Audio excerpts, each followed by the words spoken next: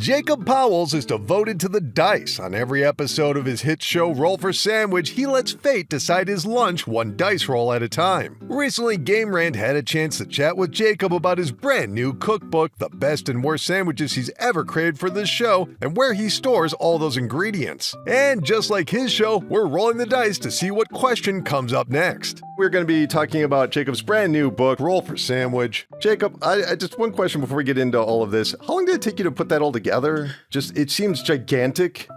Yeah, I mean, we've been working on it for, probably the last 2 years.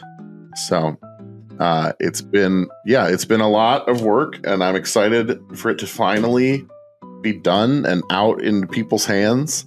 So it's really exciting. Roll number 6, I don't know how to cook. Should I still try Roll for Sandwich?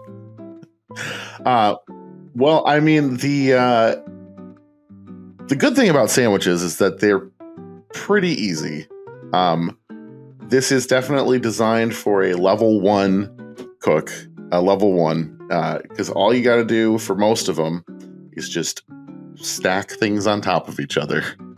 There are a few things that you might heat up or cut a certain way, but really mostly the resource here is what to combine. It's very much less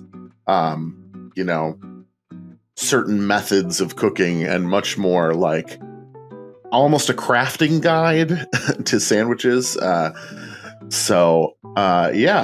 also a warning, because I didn't just put the good sandwiches in the book. There are also bad sandwiches in the book. But it is very clear when they are not necessarily recommended. Sugar cookie dough. What? Yeah. Why? I mean, how does that even end up on the list? So I tell people there are 2 Jakes when it comes to Roll for Sandwich. There is Jake the player, whose goal is to go on an adventure and try to make a good sandwich. And then there is Jake the DM, whose goal is to tell a good story and make sure that a part of a good story is conflict, is peril. If the players don't encounter any monsters, if they don't encounter any villains, there's no story there. And so the lists are not necessarily all things I think would be good on a sandwich. In fact, they're very much not. It's very much a balance between good things, bad things, and things that I don't know about, until I roll them, and then I find out if they're good on a sandwich or not.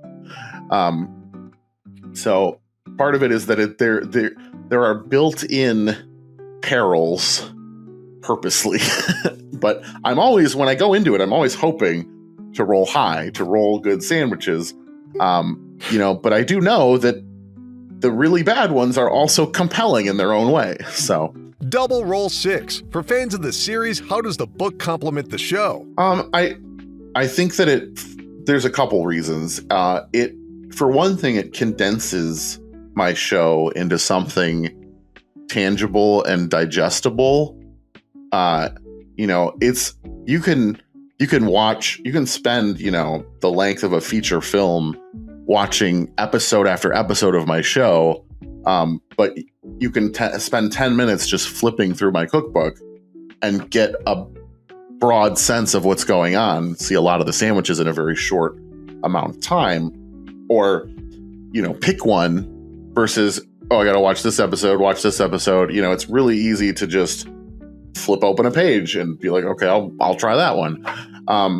It's also, I'm a big proponent of tangible media. And so having a physical manifestation of my show that fans can take home and,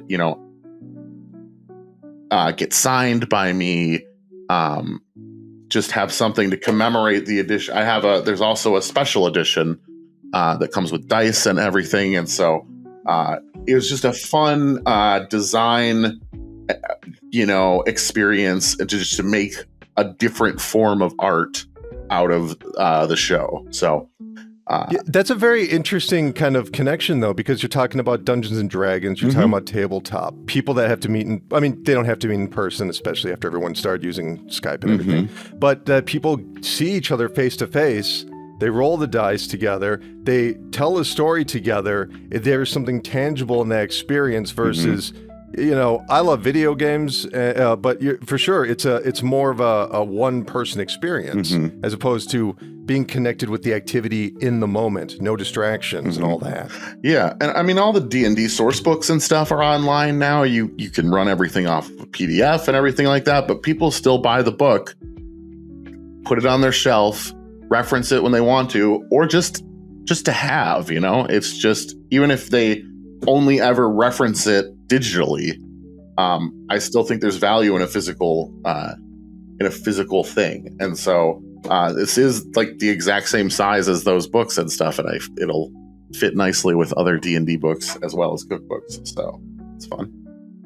Yeah, so we can expect, in the coming months, this to be kind of the brand new trend, is all the kids are going to be just trying out these dangerous sandwiches because a book told them to. Roll 2. All right, let's talk about the best and worst creations on Roll for Sandwich. So for the worst sandwich, I have two answers, because one of them is technically not a sandwich anymore.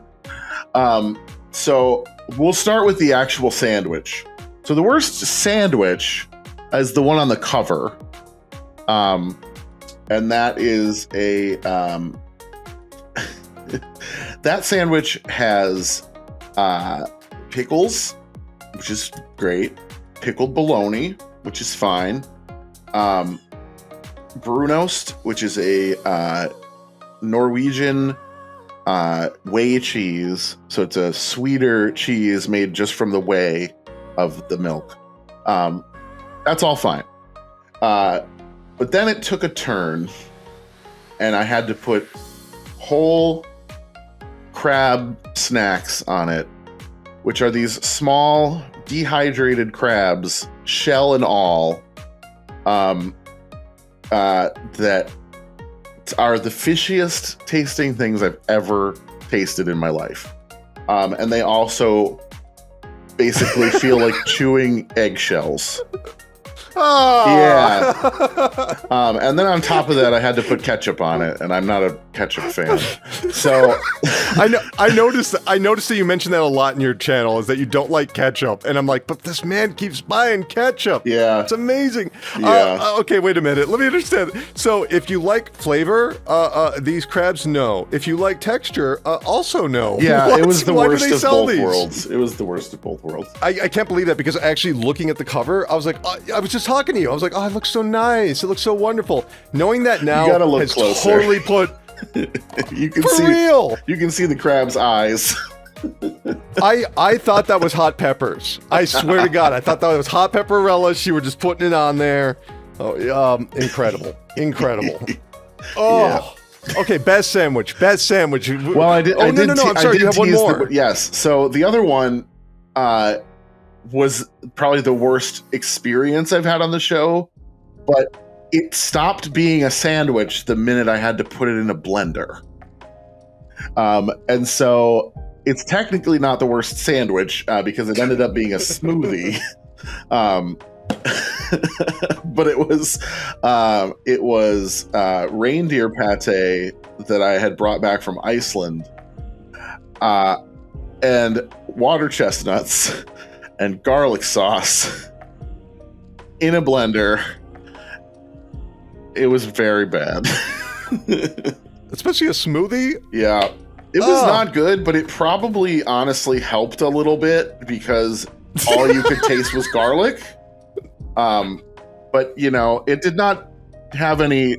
it did not do itself any favors in the presentation category either, so... That looks ominous. All right, I don't know how else to describe that cup, but that is an ominous cup. That cup is ready to throw down. It's got plans. It's on government watch lists. And what would be the best one that you would? So the best is hard because I've had quite a few really good sandwiches. And it's funny because it really is true. you put enough monkeys with typewriters in a room for long enough, and eventually they'll produce Shakespeare. Like rolling dice, it's like sometimes we have a string of good luck, and it's actually become kind of a thing within the sandwich community on TikTok, where whenever I roll a 10 out of 10, something I deem to be the best things that this show has produced, there's several other creators that will then recreate the sandwich and try it and basically tell the world if I'm crazy or not, basically.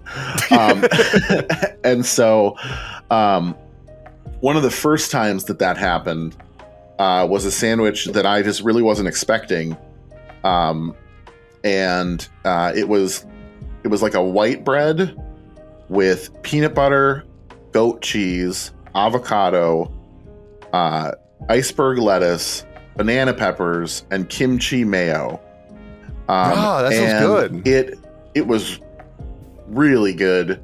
The kimchi mayo combined with the peanut butter gives you kind of like a spicy Thai peanut sauce. And then the iceberg lettuce makes it kind of like a lettuce wrap. So you have these Thai flavors but also with like creamy goat cheese and avocado. It's really good. I've had it several times since then. And the banana peppers sound like they'd add that kind of awesome, like kind of tang kind of flavor to it too. Yeah, love banana peppers. It's real good. It's called the 42 because it was episode 42, and it is the first. It's the first sandwich in the book. Roll 3. Do you still have an appetite for lunch on shoot days? Yeah, I mean the nice thing is I don't do this 7 days a week, and so there are days throughout the week that I get to choose whatever the heck I want for lunch. And some weeks that means I splurge to heal my sorrows after a bad sandwich. But it's like I said earlier when we were talking about trying new foods, like at the end of the day, it's just a sandwich or a smoothie that's typically over in 20 minutes. And so if it's really bad, it will only be temporary.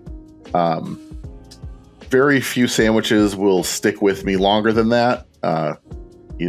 Maybe the incredibly spicy ones. But other than that, it's like the show allows me to do something creative that's fun. Even when it ends up being bad, it's still fun. It's still the best job I've ever had. So at the end of the day, taking one or two to the chin is worth it. Roll number 4. What's a tool that everyone should have in their kitchen? Well, I have like a boring standard answer, and then I have a fun answer. And let's do both. Okay, so the boring standard answer is a good, properly sharpened knife. I think that is going to get you,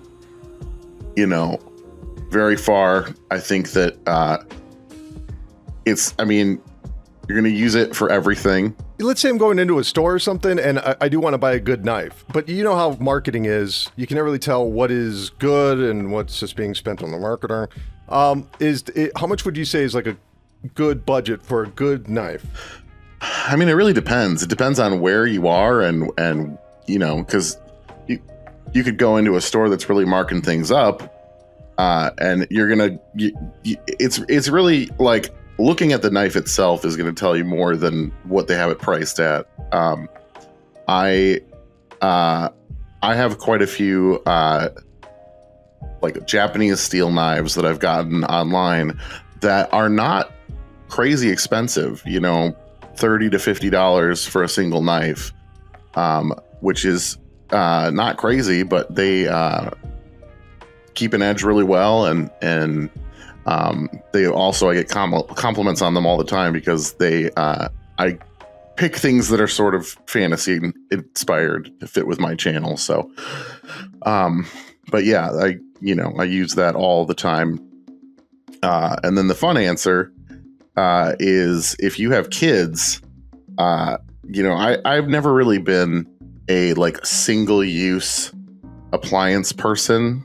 Like, there's a tool for everything, but at a certain point, I have a very small house. At a certain point, you can't have a tool for one specific little thing that you're never going to use, except for once in a blue moon, taking up all your space in your house. But as a parent of very small children, I bought a grape cutter, which is just this little device that you stick a grape in, you close it, and it quarters the grape. And I kid you not, it has saved me hours of time because because every time my kids want grapes, they want to eat a ton of them. And you have to sit and cut each one because it's not safe, until they're a certain age. They're like the perfect shape to plug up your airway and choke on. So they advise that you cut them in small pieces. And so you could sit there and you could cut each individual grape, or you can, and then it's done. So, get a grape cutter. Rule number 3, how can I become a more adventurous eater? There's a lot of layers to that, depending on like if you're just picky or, there's people with actual things like ARFID where it's almost impossible for you to do that on your own. It's funny, I get messages all the time of people who struggle with that kind of stuff, and they say that my show has helped them so much because of how I just go for it with all these different foods, and watching somebody do that and seeing, at the end of the day, it's just a sandwich. Like, it's going to be over in 20 minutes, even if it's the worst thing I've ever tasted. I think that the best thing that you can do is just try as hard as you can to have an open mind and start small. If you're a plain hamburger kind of guy, there are a lot of different things that you can put on a hamburger that can really change it. But it's still a hamburger. It's still something that is familiar to you. So you might try just branching out in that exact same genre, add one different thing to your hamburger and try it. And if you don't like it, you don't have to do it again. But, if you really are wanting to diversify, you can start with something that you like and that you're familiar with and just add a little bit to it here and there. You don't have to go far out in left field and order sushi or something if you're a hamburger guy. Like, you can start with, maybe I'll put a tomato slice on my hamburger today, or maybe I'll try something like a goober burger, which means you put peanut butter on your hamburger, and surprisingly, it's really good. So you can try things that are in the realm of what you're familiar with, but are still different. So, follow-up, is a hamburger a sandwich? Yeah, absolutely. Wow, you went right for it. Yeah. I thought you were going to hem and haw. No. Wow. Okay. Fascinating. All right. Rule number 1, what's some good communal food for tabletop night besides pizza? It's interesting depending on the type of game you're playing too. D&D is a lot less, there's less physical materials to get, grimy necessarily. But if you're playing a board game or something, there's definitely certain foods you want to avoid while you're actually playing the game. I think that it really depends on your situation. If you're just, a lot of people that I've played D&D with, pooling money to get a pizza for your session is kind of, everybody's scraping a little bit, and that's kind of how you're paying your dungeon master as well, usually, is that their bit is covered. But there are things you can do that are just as cheap as pizza that can feed everybody, like chili. You can get a crock pot of chili. Everybody has a bowl. And that, that goes a long way.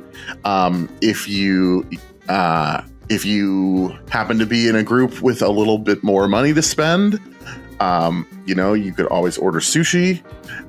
That's something that, if everybody has practice with their chopsticks, it's something that you're not going to get anything on your hands. And so, that can be, I'm always down for sushi. But yeah, I mean, pizza, there's a reason why it's such a universal thing, is because it is easy to feed a lot of people. But yeah, there's definitely ways you can branch out from just the pizza. Okay, roll one. How do you organize a kitchen with so much variety? So it's interesting. So I have a very small house that I share with 2 kids and a wife. And so it is, I don't have like a walk-in fridge or freezer or anything like that. It would be, there are elements of this show that would be easier to do were I to have, that kind of facility. But it's a one-man show over here. It's, for the internet. Maybe I'll get there someday. But for now, I manage things however I can manage them at my house. I'm committed to minimizing and avoiding food waste wherever possible. That's part of the reason why I instituted the rule that I have to eat the entire sandwich in the episode, whether it's good or bad, especially because I'm an example for people, and I want to be. There's a lot of channels out there that will make purposely wasteful food content to make people angry. It's a juggling act, and sometimes I can't afford to have, a bunch of different really bad things in the house that no one's going to eat except if I roll them on the show. And I balance that. That's one of the reasons why there's often a lot of pickled vegetables, because pickles last a long time. You don't have to refrigerate them until you open them. And so I can, if I'm out and about and I see an interesting pickled vegetable or something that hasn't been on the show before, I'll pick up a jar of it because it can sit in the cabinet for a while until it ends up on the show. It's also a reason why a lot of the bad options have been different kinds of canned meat and tinned fish, because those also last a long time, and I don't really like fish all that much, and so it ends up, it's a perfect storm of yuck. Well, now knowing that kind of makes the crabs even worse now, knowing that you don't like seafood. Yeah. I mean, I like some seafood. I don't like things that taste very fishy. And those tasted... But you like sushi, right? Yeah, exactly. So it just depends on what, it's just those tasted like the bottom of a boat. I don't know, man. Double roll one. Do you like cooking shows and media like Classic Food Network? It's funny. That is not something I get asked very often, but it is a part of the Roll for Sandwich story. I think that a lot of my interest in food and experimenting with food came from my grandmother. And she had this, 7-inch TV on the counter in her kitchen, and was constantly had the Food Network on.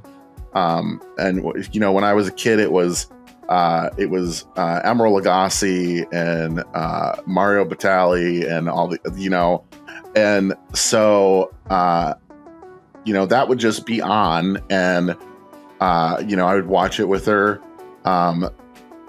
She always had, I spent a lot of time at my grandma's house, and she had food that my parents didn't buy.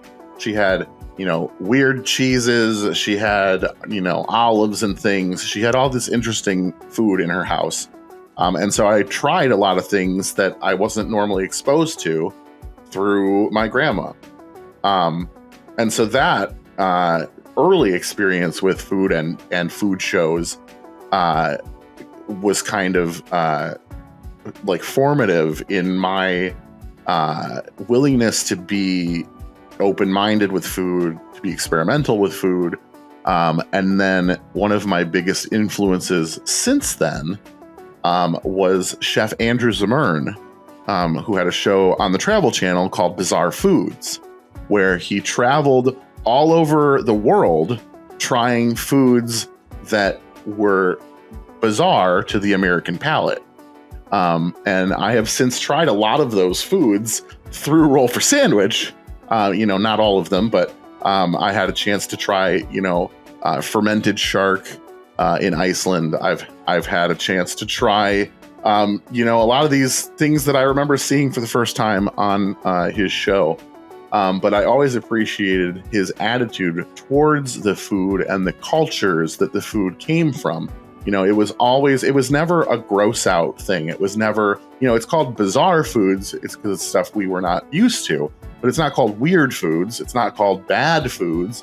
And just recognizing that these are things that people, eat and are, normal for them or steeped in history. They come from something, and so that's the approach that I try to take when I incorporate foods like that into Roll for Sandwich, to make sure that I'm not just making gross out content for the internet. There is a specific, because people don't know that I don't like fish, there is a specific item that people keep requesting. It's slipping my mind right now. But it's this canned, like, I think it's herring or something, from Scandinavia, and it's like you're supposed to open it underwater outside to keep it from smelling up your entire house. It's not the stuff that's buried underground at all, is it? No, it's not. One it is fermented. Why can't I think of the name of it right now? I don't know. I'm going to kick myself later, but it's intense. It's a lot. And so people keep asking for it, and I will probably do it at some point. But I want to make sure when I do that I am approaching it in a way that is respectful to the culture.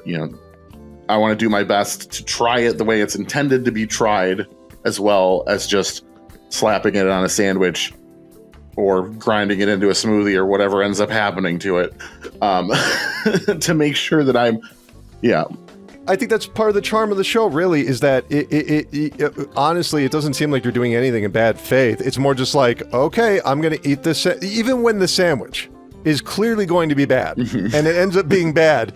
You go into it with such a positive attitude, and like you said, culture, history. People just slap stuff together and go, oh, that tastes good. For different cultures, though, is there any culture in particular that you're kind of like, I do want to explore that? That's an area of the world they have a very unique cooking tradition that I don't have any experience with and would like to try. The cool thing about this show is that I've been able to bridge a lot of those gaps in my own personal experience. Like, there's still stuff out there that I haven't tried, but like, there's people will send me stuff from all over the world.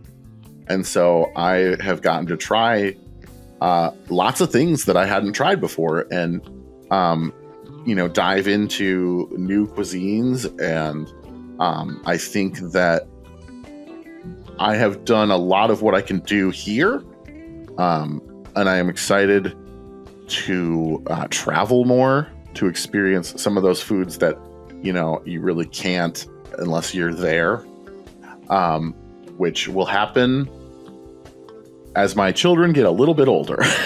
Right now, I'm a little bit more homebound because they're so young. But slowly but do surely. they understand what Daddy does? Do they understand that Kind of. he's on the internet? I think that they are very confused about what a sandwich is because they have a very strange model. That's the one concern. Like, Roll 5. What tabletop and video games are you playing these days? I'll answer that with two things. So the catch-22 of being a creator in the D&D TTRPG space is that I think about and talk about games way more than I get to play them, unfortunately. I mean, being more well-known in this space now has afforded me some opportunities to play like with other creators and stuff like that, which has been really cool. It was maybe 6 months ago that I finished up the last like live stream D&D game that I played with some other creators. And hopefully I'll be on another project sometime soon. Right now I'm like in between projects. I am definitely excited for the Brandon Sanderson's Cosmere RPG that's coming out soon. I backed that when it went to crowdfunding, and that's should be delivered any day now. Like they're fulfilling right now, so it's going to show up. I don't know when I'll have the chance necessarily to really dive into it and learn it, especially with kids and everything else. But at some point, I'll be excited to dive into that. I get more of my gaming in these days with video games. Because all right, what are you playing? So it's funny. This week have dove headfirst back into No Man's Sky. So I bought it when it came out. Good game. I bought it when it came out in 2016, and I liked it. Me too. I was a 2016 fan. I exhausted kind of the content that was there. It was a little bit bare bones at the time of release. It was a very ambitious project, and it was very cool for what it was. But there was not as much to keep me there for an extended period of time. So recently, I've been seeing it's more popular than it's ever been. And they've been like, I mean, for the past almost 10 years, just adding content to it. So I dove back in literally like 2 days ago, and they've added so much. It's literally this morning I spent, I mean, since I had played, they added base building, they added fishing, they added all kinds of stuff. So literally, when was the last time you played before you jumped back in? Did you stop at 2016? I played it in 2016 for a while, and then picked it up again maybe like in 2018, 2019 for a little bit. Okay. So you knew about the matter guns and everything, because the matter gun is like the biggest. Yeah, but no, they added so much even since then. I literally, before this interview, spent maybe an hour just outside of my little seaside cottage on some planet just fishing. So awesome. Yeah. They just add customizable ships, and everyone online is just being goofy with it like they should. Double Roll 5. When you're not gaming and cooking, what do you do for fun? I mean, video games are a nice way to relax. I enjoy writing. I've been writing a novel for the past 5 years or so. It's funny. I've always wanted to publish a book. I didn't think a cookbook was going to be the first book I ever published, but you know, life is funny sometimes. And so when I have a chance to work on my novel, I try to, and I'll be excited to finish that someday, hopefully. My wife and I really enjoy birding. It's like real life. Really? It's like real life Pokemon. Like totally. You go 100%. somewhere, you know, when you start paying attention, you realize just how much is out there. And I feel like birds are interesting because I feel like because they evolved the ability to fly, they can escape like predators more easily than so many other animals we have. So they just, the way that they look, like so many birds are so like vibrant and so crazy that you don't see that in like most of the other animals on Earth, because they can be showy because they can also get away when they need to. So it's just cool to see. Like it's like there's some crazy, like that's one of the things I want to do hopefully someday, is go to like South America, where they're just, the birds down there, man, are like and they all live to be like 80. Yeah.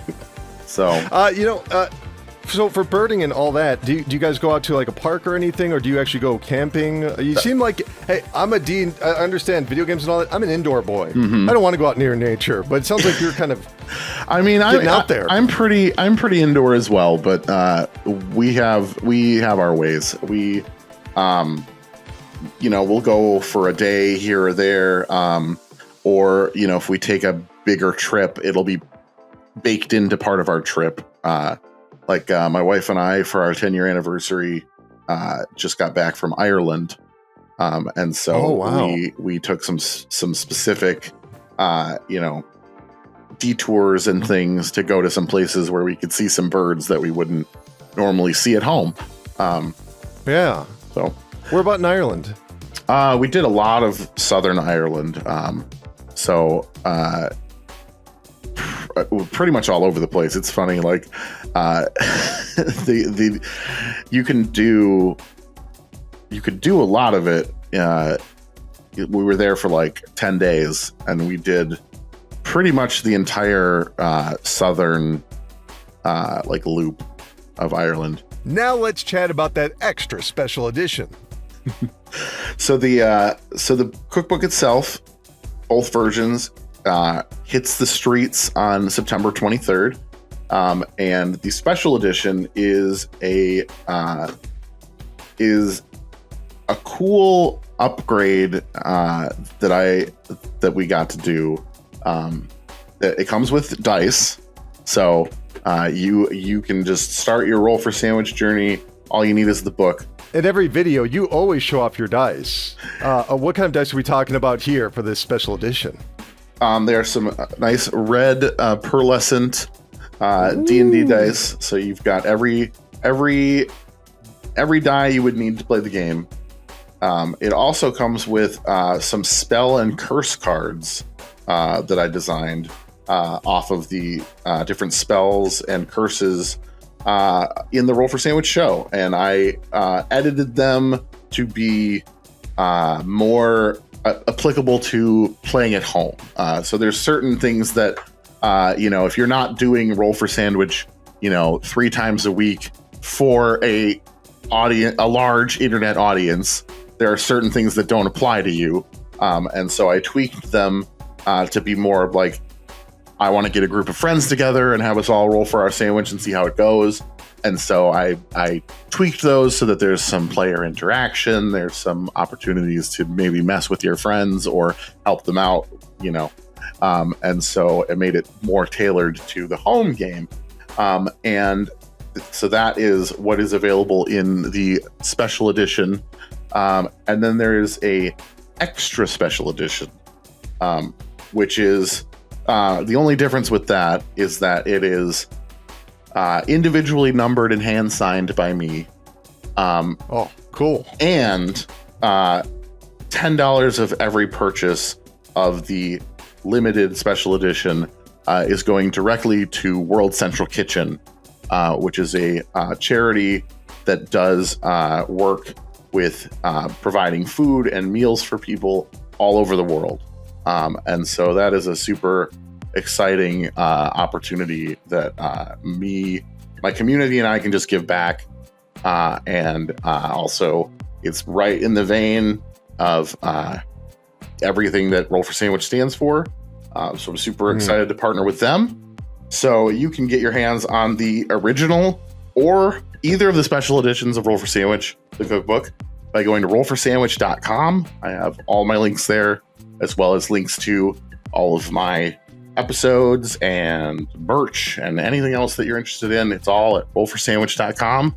So I'm excited for people to have this book in their hands finally.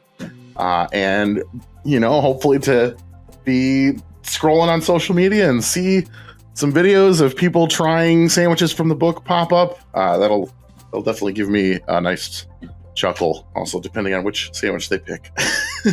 I gotta tell you, it's just such a fun idea to just be able to flip through and stop at any random page and then just to take a look and go, okay, that's an interesting one right there. Yeah, so I call it roll for sandwich. You roll for a page and you make that sandwich, and that is a very dangerous game if you want to play it.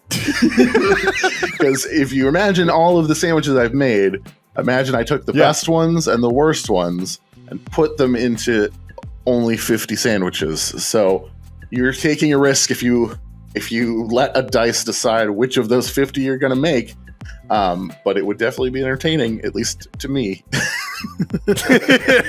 Roll for Sandwich Cookbook for gaming enthusiasts and adventurous eaters will be available on September 23rd and can be ordered wherever books are sold. We want to thank Jacob for stopping by and chatting with us. Keep clicking around here at Game Rant, and we'll see you in the next video. Thanks, everybody.